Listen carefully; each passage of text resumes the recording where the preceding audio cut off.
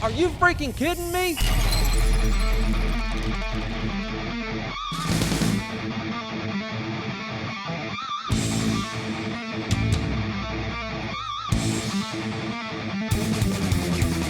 I don't know how many videos that I've made trying to educate people on the crooked nature of things that are going on, and especially when it concerns the plan of the whole globalist idea. The United Nations,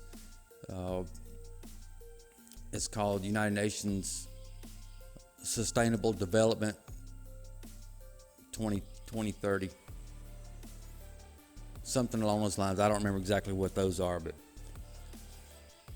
in all these videos I try to just, stay calm.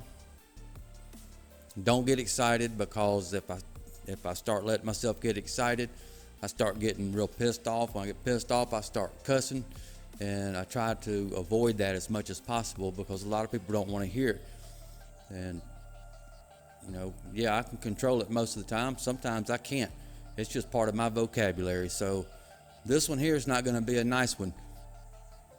And if cussing offends you, you may not even want to watch it. I'm going to try to avoid it, but I'm pissed off. I've had enough of this stuff that's going on.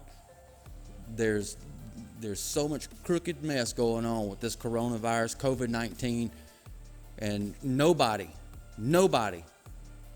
really says anything. Nobody calls it out. We got nutcases trying to destroy the country. They're following some blind because somebody's telling them what to think, what to do, and they jump on the bandwagon. It's all racist. And that is some weak-minded individuals that's looking for an excuse to be a victim. I'm sick of that. But it's the people that supposedly love this country that are just quiet. They're afraid. I don't know what they're afraid of. They're afraid of what people might think of them. They're afraid of what their friends or family might say to them. Who gives a what somebody says? If you're in the right and you're trying to protect this country, you care about this country and the future for your kids or grandkids, who cares what somebody thinks? April 27, 1961, JFK tries to warn the U.S. of what was going on. They're slowly enslaving everybody. They create a catastrophe. They take your rights. Every time they pass a law and they use crimes as a reason for passing the law, is safety and health and security.